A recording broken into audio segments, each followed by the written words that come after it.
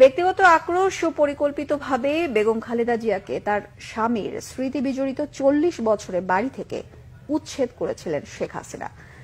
২০১০ সালে আইন আদালতের দোহাই দিলেও পতনের আগে নিজেই স্বীকার করেছিলেন তার এই জেদ পূরণের কথা। ১৪ বছর পর সেই উচ্ছেদ অভিযানের ভিডিও ফুটেজে প্রমাণ মিলেছে চরম দুর্ব্যবহার ও অপমান করে বাড়ি থেকে বের করা হয়েছিল সাবেক সেনাপ্রধান ও রাষ্ট্রপতি পরিবারকে। মিরাজ হোসেন গাজীর বিশেষ রিপোর্ট। তারা জবরদস্তি ধাক্কা মেরে আমাকে বাড়ি থেকে বের করেছে। কার কাছে আমি বিচার চাইব?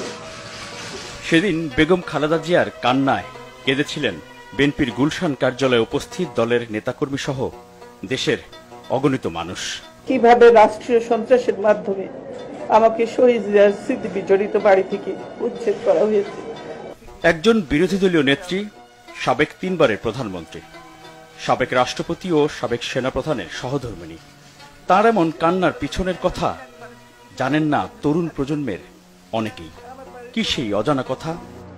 আমি প্রায় ৪০ বছর ধরে এই বাড়িতে বাস করে আসছি।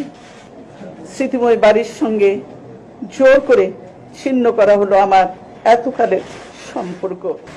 ১৩ নভেম্বর ২০১০ স্বামী জিয়াউর রহমানের স্মৃতি বিজড়িত ৪০ বছরের বাড়ি থেকে এক প্রকার টেনে হিঁচড়ে বের করে দেওয়ার বর্ণনা ছিল হৃদয় বিদারক।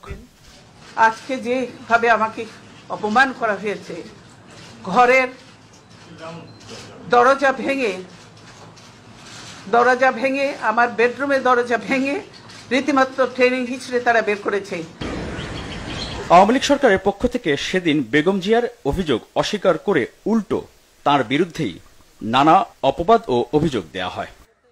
টেনে হিচড়ে বাড়ি থেকে বের করে দেয়া, দরজার তালা ভাঙা, এক কাপড়ে চলতে যেতে বাধ্য করা, নিকটাত্মীয়ের সাথে অসদাচরণ নিতান্তই অসত্য, বানোয়াট ও উদ্দেশ্য প্রণোদিত। প্রায় ১৪ বছরের অপেক্ষার পর এবার জাতির সামনে সেই উচ্ছেদ অভিযানের অজানা কাহিনী।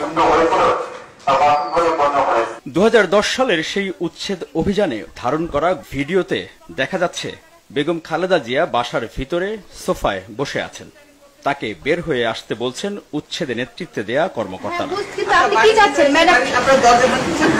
আপনি সহযোগিতা করেন না ম্যাডাম, এই জন্য হয়তো বাধ্য হওয়া হচ্ছে। আমি সহযোগিতা সবসময় করি, ভিডিওতে আরো দেখা যাচ্ছে বেগম জিয়া বলছেন সুপ্রিম কোর্টের আপিল শুনানি পর্যন্ত অপেক্ষা করতে। আমরা বেশি কথা বলতেছি না, আমরা বিষয়টা নিতই না নিয়েছে তারা, এবং তারা রাইটলি আদেশ দিয়েছে। তারা 29 তারিখ ডেট দিয়েছে শুনানির জন্য।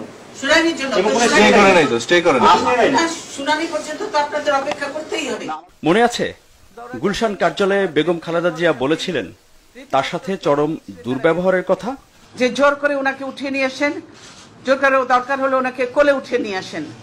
অভিযানের সময় ধারণ করা সেই ভিডিওতে পরিষ্কার বোঝা যাচ্ছে উচ্ছেদ অভিযানের নেতৃত্বে থাকা এক কর্মকর্তা বলছেন, যাও ওনাকে উঠিয়ে নিয়ে আসো।